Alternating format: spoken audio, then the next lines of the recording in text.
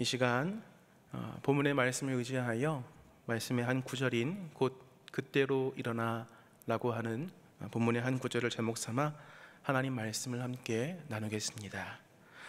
먼저 이 시간 주 앞에 나와 예배하는 우리 사랑하는 강남제일교회 믿음의 권속들에게 주의 크신 은혜와 축복이 함께 임하시기를 간절히 축원드립니다.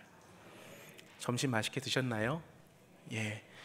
이 시간 하나님께서 은혜 베풀어 주시길 원하고 잠은 줄여 주시기를 원합니다만, 혹시 조금 피곤하시면 여러분 이렇게 자연스럽게 오는 잠, 하나님께서 사랑하시는 자에게 잠도 주신다 하셨으니 이 역시 은혜다라고 생각하시며 말씀을 깊이 묵상하시고 은혜 가운데 거하시기를 주의 이름으로 다시 한번 축원드립니다. 누가복음서는 어떠한 복음서보다도 목적이 분명하게 밝혀진 책입니다. 우리 누가복음 1장 3절과 4절 앞에 화면에 나올 것입니다. 여러분 함께 우리 3절과 4절을 합독하겠습니다. 시작. 그 모든 일을 그놈부터 자세히 미루어 살핀 나도 데오빌로 약하에게 차례대로 써보내는 것이 좋은 줄 알았노니 이는 각하가 알고 있는 바를 더 확실하게 하려 함이로라. 아멘. 우리가 방금 읽었다시피 누가복음은 로마의 한 지방의 총독으로 여겨졌던 데오빌로라고 하는 사람에게 쓴 책입니다. 이 누가는 이 데오빌로 총독에게 총 2편의 편지를 썼는데 이 누가복음이 그 편지 중에 첫 번째의 편지입니다. 그러면 여러분께 물어보겠습니다. 그러면 데오빌로에게 누가가 쓴 두 번째 편지는 성경의 무슨 책일까요? 예, 여러분들 지금 말씀하시고 막 마음은 원인데 마음 가운데 있었던 사도행전이 바로 두 번째 책입니다. 아마도 이 데오빌로라고 하는 이름의 총독은 로마인이었을 것입니다. 그런데 로마인임에도 불구하고 복음에 관심이 많았던 것 같습니다. 그래서 복음에 대하여 관심을 보이고 있는 이 데오빌로라고 하는 로마인에게 그가 알고 있고 그가 인지하고 있는 것, 이 복음에 대한 이야기들, 예수 그리스도에 대한 이야기들을 더 확실하게 알게 하기 위하여 누가는 누가복음과 사도행전 이 두 편지를 그에게 보낸 것입니다. 그중 특별히 누가복음을 통하여 누가는 데오빌로에게 예수님께서는 어떠한 분이시고 예수님께서는 어떠한 말씀을 하셨고 예수님께서는 어떻게 그 삶을 살아오셨고 예수님께서 어떠한 과정으로 십자가에 달려 죽으시고 그리고 말씀하신 대로 부활하셨는지 이 예수님에 대한 이야기들을 가득 채워서 누가복음에 기술하여 데오빌로에게 전해주었습니다. 그리고 누가는 이렇게 죽으시고 부활하신 예수님을 그 사람들이 어떻게 믿게 되어지는가, 그리고 믿는 사람들이 어떻게 교회 공동체를 만들어가고 그 교회 공동체가 어떻게 살고 있는 세상 가운데에서 부활하신 예수님을 증거하고 전하고 있는가를 뒤이어 사도행전의 편지를 데오빌로에게 알려줌으로 거듭 이야기하고 있습니다. 그래서 누가복음을 전편 그리고 사도행전을 후편이라고 생각한다면 여러분 우리가 가끔씩 좋아하시는 드라마를 보실 때 한번 잘 보시면 한 편이 끝나고 다음 편이 이제 시작될 때 전편 마지막 부분 어떻게 끝을 맺습니까? 아주 무미건조하게 그렇게 끝을 맺지 않죠. 뭔가 긴박한 음악 소리와 함께 무언가 출생의 비밀이라든가 뭔가 말할 수 없는, 근데 딱 보면 그 다음에 어떠한 내용인지를 알 것 같아요. 근데 알 것 같음에도 불구하고 그 다음 편을 보고 싶은 마음을 주체할 수 없을 만큼의 우리의 궁금증과 호기심을 자아내게 되어지는 그러한 이야기로 전편을 마무리하고 그 다음 편을 기대하게 하지요. 이러한 구도로 이 누가복음과 사도행전을 우리가 본다면 누가복음이 끝나고 사도행전이 시작되기 전에, 즉 누가복음에서 사도행전으로 이어지는 연결고리, 그 연결고리가 바로 오늘 우리가 읽은 본문의 말씀입니다. 우리가 누가복음만 보면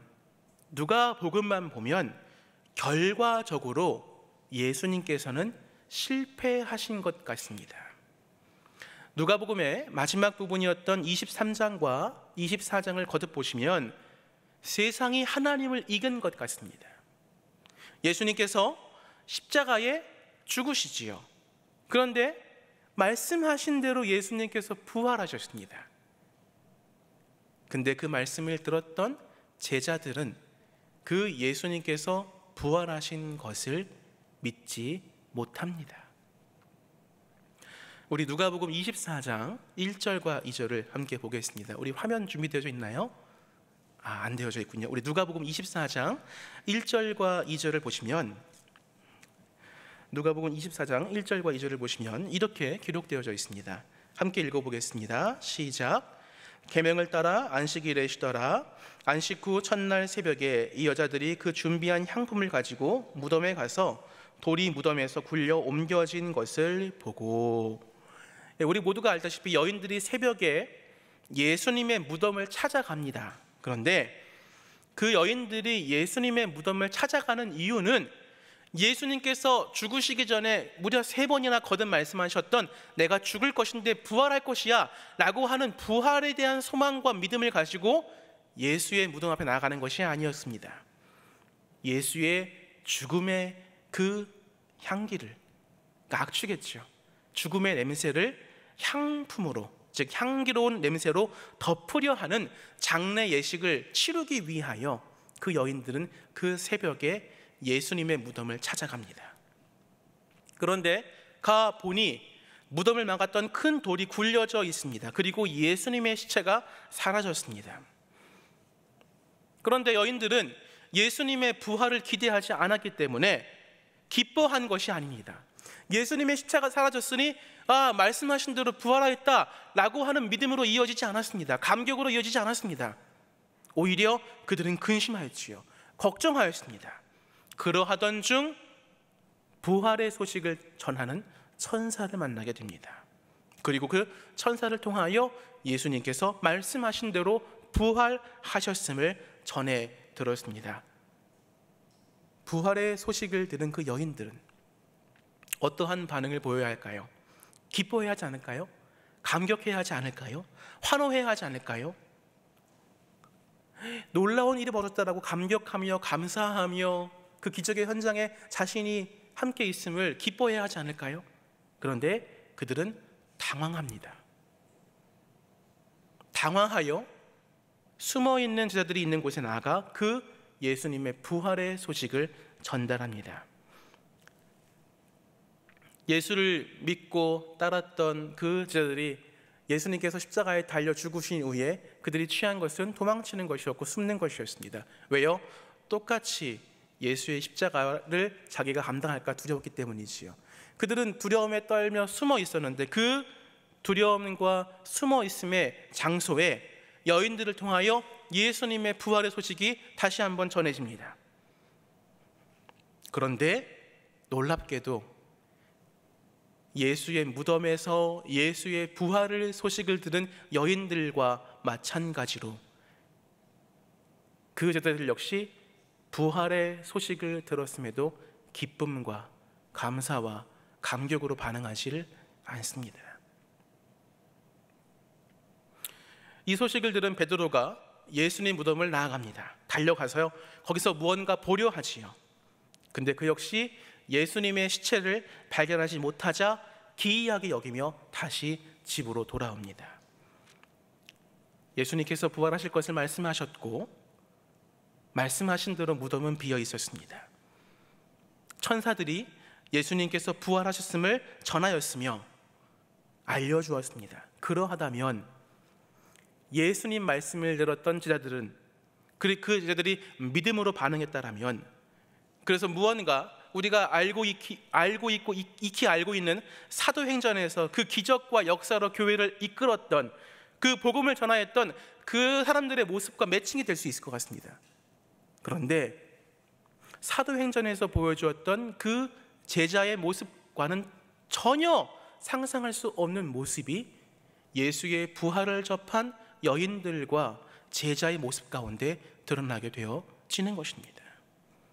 자, 이 이야기를 지금 누가 읽고 있습니까? 데오빌로 로마의 한 총독이 읽고 있습니다. 데오빌로는 이 이야기를 읽으면서 어떠한 생각을 품을까요?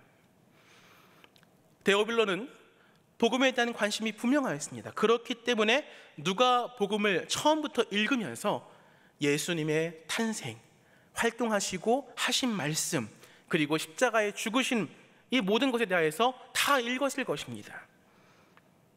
예수님께서 십자가에 달려 죽으셨지만 이미 그 전에 죽음과 부활을 3번이나 언급하셨기 때문에 데오빌로는 아마 부활의 사건을 기대하며 이 누가복음을 계속 읽어왔을 것입니다. 그런데 정작 데오빌로에게 복음을 전해주는 예수님의 그 제자들은, 즉 예수님의 복음을 증거해야 할 그 제자들은 예수님께서 이미 말씀하시고 언약하시고 이미 행동에 옮기신 부활의 소식을 믿지 않는 것입니다. 그러하다면 데오빌로 마음 가운데 이런 마음이 있지 않을까요? 왜 이 사람들은 스스로 믿지도 않으면서 십자가의 형벌을 받아 죽은 예수를 나보고 믿으라 하는가? 라고 데오빌로는 궁금했을 수도 있습니다. 이것이 바로 24장 초반부까지 내용입니다. 그런데 24장 13절부터 완전히 다른 이야기가 펼쳐집니다. 지금껏 한 번도 등장하지 않았던 사람들, 예수의 제자였지만 그 이름이 드러나지 않은 사람들, 아마 예수님을 따랐던 그 사람들의 무리 가운데 끼어 있을 법한 2사람을 소개합니다. 예수님께 소망을 두었고 예수를 따라왔고 고향을 떠나 예루살렘까지 왔던 사람들입니다. 그들이 고향을 떠나 예루살렘으로 왔던 가장 중요한 이유는 저 예수님이라고 하는 분을 통해서 회복되어질 하나님 나라에 대한 관심이 가장 컸을 것입니다.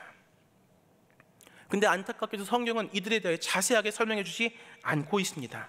다만 그 사람들이 예수의 죽음을 보았고 자기들이 가졌던 믿음과 기대가 무너지고 실패했다라고 판단하여 낙심하여 낙향하고 있습니다. 그래서 그들은 엠마오로 돌아갑니다. 여러분, 제가 아까 데오빌로라고 하는 입장에서 이 말씀을 드렸습니다. 데오빌로도 누가복음을 읽으면서 왜 이 갑자기 2사람의 이야기를 하고 있는 것인가, 한 번도 나오지 않았던 이 2사람의 이야기를 왜 성경은, 누가는 이 말씀을 통하여서, 편지를 통하여서 얘기하고 있는 것인가 라고 하는 궁금증을 가질지 모릅니다. 예수님이 이미 죽었고 예수를 따랐던 자들은 믿지 않는 상황 가운데에서 지금껏 보지 못하였던 2사람의 이야기가 갑작스럽게 등장하는 것입니다. 그런데 누가는, 이 편지를 쓴 누가는 이 2사람의 이야기를 시작하며 아주 재미있는 대조를 보여줍니다. 우리 14절 말씀 함께 읽어보겠습니다. 14절 함께 읽습니다. 시작. 이 모든 된 일을 서로 이야기하더라. 이 2사람은 지금 무언가 이야기를 하면서 고향인 엠마오로 돌아가고 있습니다. 그들의 이야기의 주제인 모든 된 일은 뭘까요? 15절을 보시면, 근데 15절을 보시면 그들과 함께 동행하는 한 사람이 나옵니다. 언제부터 이 2사람과 함께 했는지는 잘 모르겠지만 여하튼 그들과 함께 길을 가는데 이 2사람만 서로 이야기를 하고 있으니 같이 동행하게 되어진 그 사람이 묻습니다. 대체 당신들은 무슨 이야기를 하고 있습니까? 그 질문에 서로 이야기하던 2사람이 걸음을 멈추고 답을 합니다. 근데 아마도 그 답에 대한 뉘앙스가 어처구니 없는 마음이었던 것 같아요. 18절 말씀 함께 읽어봅시다. 시작. 그 한 사람인 글로바라 하는 자가 대답하여 이르되 당신은 예루살렘에 체류하면서도 요즘 거기서 된 일을 혼자만 알지 못하느냐. 무슨 말입니까? 당신도 예루살렘에 있었는데 어떻게 그 예루살렘에서 있었던 그 큰 소동을 모를 수가 있느냐라고 얘기하고 있습니다.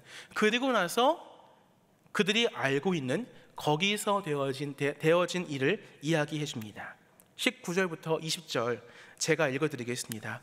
이르시되 무슨 일이냐? 이르되 나사렛 예수의 일이니 그는 하나님과 모든 백성 앞에서 말과 일에 능하신 선지자이거늘 우리 대장들과 관리들이 사형판결 넘겨주어 십자가에 못 박았느니라.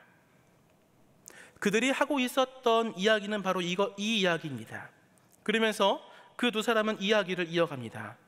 우리는 이 예수가 우리를 구원할 메시아로 믿었다. 그래서 우리가 고향 엠마오를 떠나서 예루살렘까지 쫓아온 것이다. 그런데 이 사람이 죽었다. 아주 허무하게 죽었다. 모든 게 끝났고 모든 기대와 소망이 사라지게 되었다. 그래서 우리는 다시 고향으로 돌아가는 것이다. 그런데 우리 중 예수님을 잘 따랐던 여인들이 있었는데 3일째 되어지는 날에 무덤 가보았는데 있어야 할 시체는 없고 부활했다라고 하는 소식을 전하는 천사를 만났다라고 하더라라고 하는 이야기를 이어서 합니다. 여기까지가 예루살렘에서 엠마오로 가는 두 제자가 그때 있었던 일들을 서로 하고 있었고, 지금 자기들에게 합류하여 함께 걸어가는 이름 모를 낯선 이에게 이 이야기를 지금 해주고 있는 것입니다. 자, 이제 여러분, 이 이야기에서 우리가 사실과 진실을 분류해 보겠습니다. 자, 이 두 사람이 이야기하는 것 사실입니까? 예, 사실입니다. 예수님은 십자가에 매달려 죽었습니다. 여인들이 예수님 무덤에 찾아간 것도 사실이고, 그 여인들이 보았던 무덤에 빈 것도 사실입니다. 그리고 천사를 만났다라고 하는 것도 사실입니다. 그리고 돌아와 전하였는데 그 예수님의 부활의 소식을 들은 사람 모두가 그것은 헛된 말이다 라고 이야기하고 받아들인 것도 사실입니다.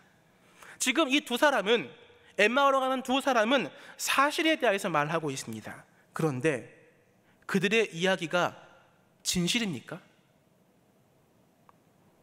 지금 이 두 사람은 사실에 대해서 얘기하고 있지만 그들은 지금 진실을 올바르게 이야기하지는 않고 있습니다. 그것은 분명 사실이지만 진실은 아닌 것입니다. 그래서 그들과 함께 길을 가던 그 낯선 한 사람이 이 두 제자에게 이야기를 해줍니다. 사실은 그 이야기는 그 두 제자만 이야기하는 것이 아니라 예수님의 모든 제자들, 이 시대의 모든 성도들, 그리고 만약 오늘 이 자리에 있는 우리가 낙향하는 두 제자의 믿음을 가지고 있다라면 우리에게도 주님께서 하시는 말씀입니다. 이 낯선 이가 두 사람을 꾸짖는데 이렇게 말합니다. 미련하고 더디게 믿는 이 사람들아라고요. 우리 25절부터 27절 한번 읽어보겠습니다. 함께 있습니다. 시작. 이르시되 미련하고 선지자들이 말한 모든 것을 마음에 더디 믿는 자들이여, 그리스도가 이런 고난을 받고 자기의 영광에 들어가야 할 것이 아니냐 하시고, 이에 모세와 모든 선지자의 글로 시작하여 모든 성경에 쓴 바 자기에 관한 것을 자세히 설명하시니라. 아멘. 여러분, 맨 마지막에 뭐가 있습니까? 자기에 관한 것을 자세히 설명했다라고 되어 있습니다. 여기에 바로 우리가 앞서 살펴보았던 첫 번째 이야기와 대조되어지는 두 번째 이야기가 있습니다. 첫 번째 이야기는 예수님의 제자들이 경험한 이야기입니다. 그건 사실에 근거한 이야기지요. 그래서 이 두 사람, 엠마오로 가는 두 제자 역시 그 사실에 근거하여 이야기하고 있습니다. 그런데 그들을 붙들고 그들과 함께 어느새 동행하고 있었던 그 한 사람이 그들에게 새로운 이야기를 들려줍니다. 근데 사실 알고 보면 새로운 이야기가 아니에요. 이미 들었던 이야기인데 그들에게 임한 실패와 좌절과 낭망으로 인하여 이미 그들 마음 가운데 있었는데 그 마음에서 벗어나 있는 그 이야기, 뭡니까? 모든 성경에 쓴 바 자기에 관한 이야기. 그러면 이 자기는 누굽니까? 예수 그리스도이시지요. 예수님 이 시기에 그 이야기는 예수님에 관하여 성경에 기록되어진 이야기입니다. 성경에 기록되어진 예수님의 이야기는 하나님께서 우리를 구원하시겠다는 구원의 이야기입니다. 십자가의 고난을 거쳐서 부활의 영광을 거쳐서 하늘 보좌에서 우리를 구원하시는 그 하나님 아버지의 이야기인 것입니다. 하나님께서 오래 참으시는 이야기, 그분의 변함이 없으신 사랑에 대한 이야기, 아들을 통하여서 구원의 계획을 말씀하시는 이야기, 그리고 선택하신 사람들과 세상을 구원하기를 원하시는 그 하나님 아버지의 마음, 교회를 사랑하시는 마음, 그리고 부인하고 부정하며 도망치는 제자들을 사랑하실 때 끝까지 사랑하시는 주님 마음에 관한 이야기입니다. 그 이야기를 실망하여 낙향하는 이 두 사람에게 들려주고 있는 것입니다. 그리고 이 편지를 통하여 데오빌로도 그 이야기를 읽고 있습니다. 믿음은 가지고 있지만 아직 믿지 못하고 더 많은 확신과 증거를 기다리고 있는 데오빌로, 누가복음에서 사도행전으로 넘어가지 못하는 데오빌로에게 아직 내가 이 많은 것을 듣고 읽고 안다고 말하면서도 믿지 못하는 그 데오빌로에게 예수님께서는 미련하고 더디미는 자들이라고 말씀하시면서 성경의 메시아에 대해서 무엇을 기록했는지 전하고 있습니다. 자, 날이 저물었습니다. 이 세 사람이 한 집으로 들어가 머물렀습니다. 30절을 보시면 이 나중에 합류한 이 한 사람이 떡을 축사하시고 떼어 나누어 주었단 말합니다. 근데 이때까지 이 두 사람은 자기와 함께 동행하는 이 사람의 정체를 알지 못하였습니다. 그런데 떡을 떼어 나눌 때 이 장면, 어디서 많이 보았던 장면 아닙니까? 많이 듣던 장면 아닙니까? 오병이어의 기적 때에도 예수님께서는 이렇게 떡을 떼어 나누어 주셨고, 성찬 나누실 때에도 그러하셨습니다. 축사하시고 떡을 떼어 나눠주시는 것, 그건 주님께서 하시는 떡을 나누시는 방법이었습니다. 그 음성과 그 모습을 보고 나누었을 때 그들의 마음이 비로소 밝아집니다. 그들의 마음이 밝아지니 눈도 밝아집니다. 예수님이심을 그들이 비로소 깨닫게 되어집니다. 근데 그들이 깨달았을 때 예수님은 그들의 눈에서 사라집니다. 이 놀라운 모습은 신비와 기적이지요. 하지만 이 놀라운 신비와 기적은 신비와 기적의 차원에서만 해석하고 이해해서는 안 됩니다. 왜냐하면 요한복음 14장 19절과 20절에 예수님께서 항상 말씀하신 바가 있기 때문에 그렇습니다. 요한복음 14장 19절부터 20절을 보시면 주님께서 이렇게 말씀하십니다. 조금 있으면 세상은 다시 나를 보지 못할 것이로되 너희는 나를 보리니 이는 내가 살아있고 너희도 살아있겠습니다. 그 날에는 내가 아버지 안에 너희가 내 안에, 내가 너희 안에 있는 것을 너희가 알리라. 아멘. 예수를 따랐던 제자였지만 그들과 동행하시는 예수님을 전혀 알아보지 못하였습니다. 그래서 그들 곁에 나타나셔서 그들을 말씀으로 인도하시고 그들을 성찬으로 인도하시고 비로소 그때 그들이 예수를 알게 되어지고 보게 되어지고 깨닫게 되어질 때 굳이 그 순간 가운데 예수님은 다시 보일 필요가 없는 것입니다. 왜냐하면 그들 마음 가운데 사라졌던 예수가 그들 마음 가운데 다시 임하게 된 것이기 때문입니다. 그들이 비로소 말씀을 마음으로 받아들이게 되어질 때 예수께서는 이미 그들 안에 거하고 계시는 것입니다. 미련하고 더디게 믿는 그들에게 예수께서 말씀하셨고 그들이 그 말씀을 마음으로 깨닫게 되어질 때 예수께서는 그들 마음 안에 거하시는 놀라운 이 신비가 이 엠마오로 가는 두 제자에게 임하게 된 것입니다. 사실이 그들을 낙항하게 하였습니다. 사실이 그들을 실망하게 하였습니다. 하지만 사실과 현실과 정황의 절망 가운데 있는 그 두 사람에게 놀랍게도 복음이 함께하였고 예수께서 낙심하여 낙향하는 그 제자들과 함께 하셨습니다. 직접 복음을 보여주셨고 설명하셨고 그리고 이제 스스로 복음이 되셔서 그들의 마음 가운데 내주하십니다. 그때야 비로소 그들이 서로 말합니다. 그분이 말씀하실 때에 우리 속에서 마음이 뜨거워졌더라고요. 그들은 예수님을 만난 것을 드디어 깨닫게 되었습니다. 부활하신 예수님을 다시 만난 것을 깨달은 그들은 다시 삶의 방향을 바꿉니다. 예루살렘에서 낙심하였습니다.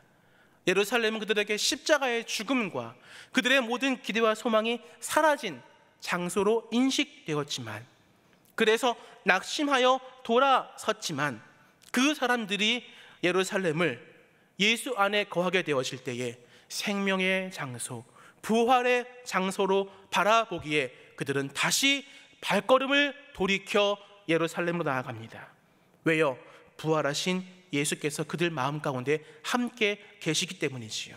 그러하기에 승리와 생명을 상징하시는 예수 그리스도의 십자가를 향하여 그들은 돌아서게 되는 것입니다. 곧 그때로 일어나 그들은 예루살렘으로 돌아갑니다. 예루살렘으로 돌아와 만난 공동체, 그들 역시 같은 경험을 이야기합니다. 각자 다른 모양으로 예수 그리스도를 만났고 각자 자기가 만난 부활하신 예수님을 서로 이야기하고 있습니다. 이것이 세 번째 이야기입니다. 첫 번째 이야기, 엠마오로 가는 두 제자가 낙심하게 한 이야기. 두 번째 이야기, 그 낙심되어진 그 제자에게 주님께서 하신 주님에 관한 성경의 이야기. 그리고 돌이켜와 다시 예루살렘 공동체 안에 거하고 있는 그 사람들의 그들의 마음과 그들의 입술과 그들의 생각을 가득 채우고 있는 이야기, 바로 부활하신 예수에 관한 이야기가 바로 세 번째의 이야기인 것입니다. 이 세 번째 이야기가 바로 이 초대교회가 세상과 함께 나누어야 할 이야기이면서 지금 누가가 데오빌로에게 전해주고 있는 이야기인 것입니다. 세 번째 이야기는 무엇입니까? 그들이 서로 만난 예수를 이야기할 때 바로 그때 예수께서 그들 앞에 나타나십니다. 부활하신 예수의 이야기로 그들이 가득 채울 때 그때 예수께서 그들에게 나타나십니다. 그들 마음 가운데 동행하셨던 예수님을 그들이 지금 경험하고 있는 것입니다. 그들이 알아야 할 것, 이 말씀을 편지로 받고 있는 데오빌로가 알아야 할 것, 그리고 오늘 이 말씀을 읽고 있는 저와 여러분이 알아야 할 것은 바로 이것입니다. 예수님은 우리의 삶의 사실적 현실 앞에 우리가 낭망할지언정, 낙심할지언정, 머물러 있을지언정, 멈춰서 있을지언정 예수께서는 결코 우리를 한 번도 떠난 적이 없으셨다는 것입니다.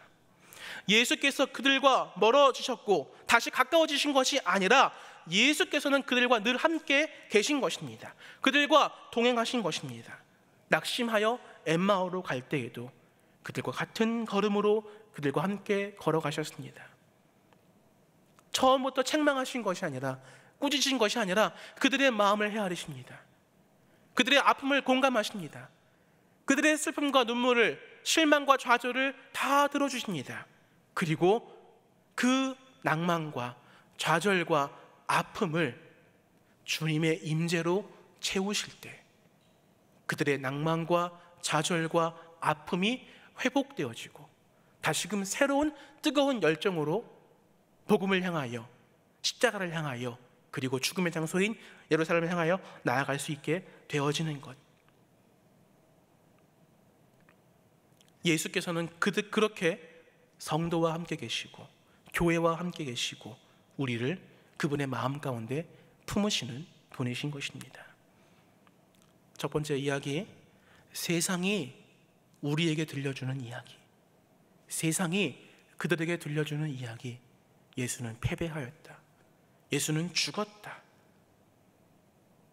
그 이야기에 낙심하고 벗어나지 못할 때 그들과 함께 하시는 예수 그리스도를 보지 못합니다. 그들과 함께 하시는 예수를 느끼지 못합니다.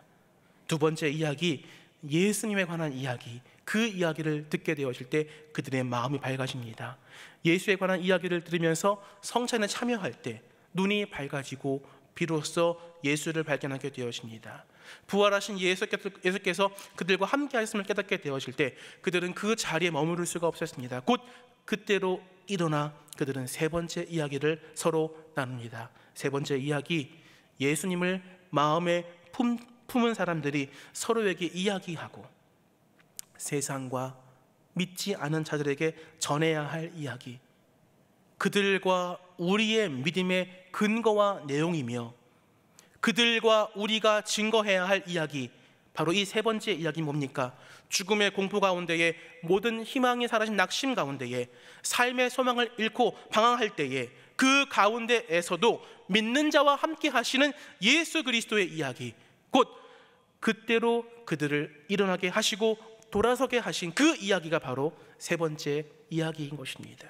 이 세 번째 이야기가 바로 사도행전에 담겨져 있는 교회와 전도의 사역, 그리고 그 사역의 역동성을 이끌어 가시는 성령 하나님의 일하시는 역사 이야기인 것입니다. 그런 관점에서 엠마오로 가는 두 제자의 이야기는 실패한 예수님의 이야기를 얘기하는 이야기가 아니라 실패의 사실을 딛고 다시금 복음의 열정으로, 세상을 변화시키는 열정으로 하나님의 일하심에 함께 동참하는 사도행전의 이야기를 시작하는 사도행전의 서막이 되어지는 것입니다.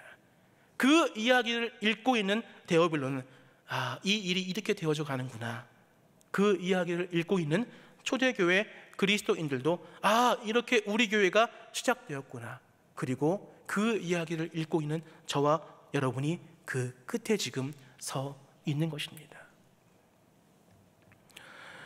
우리가 이 말씀을 읽으며 곧 그때로 일어나게 하신 예수님을 기억할 때, 낙심과 절망 가운데 나를 일으켜 세우신 예수 그리스도를 생각할 때, 삶의 소망 없음 가운데에 몸부림치며 고통의 아픔을 견디며 살아가는 우리의 삶을 일으켜 세우신 하나님의 은혜를 기억할 때 우리의 입술과 마음은 무엇으로 가득 채워져야 하겠습니까?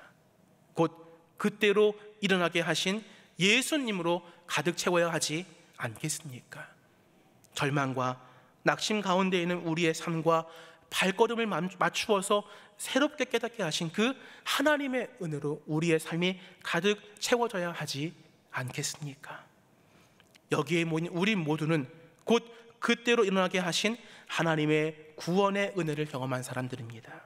저와 여러분의 마음과 입술과 생각에 우리를 곧 그때로 일어나게 하신 하나님의 은혜로 가득 채워지고, 그 예수 그리스도의 사랑으로 가득 채워지고, 성령 하나님의 역사하심으로 가득 채워져 우리가 곧 그때로 일어나 나아가는 우리의 발걸음마다 복음이 증거되어지고 예수의 사랑이 전해지며 하나님의 역사가 드러나며, 무엇보다 누가복음을 종결하고 사도행전을 여는, 놀랍게도 교회 공동체가 든든하게 세워지는 그 귀한 역사의 시작을 곧 그때로 일어나 다시금 돌이켜 예루살렘 향하였던 그 엠마오의 두 제자와 같이 저와 여러분들도 곧 그때로 일어나 온전한 제자로, 하나님을 가득 품은 제자로, 예수의 이야기로 가득 채워져 있는 제자로, 그리고 성령 하나님의 역사하심을 기대하며 소망하는 제자로 세워지시는 은혜가 우리 모두에게 임하시기를 주의 이름으로 축원드립니다. 함께 이 시간 찬양으로 우리 하나님을 찬송하겠습니다.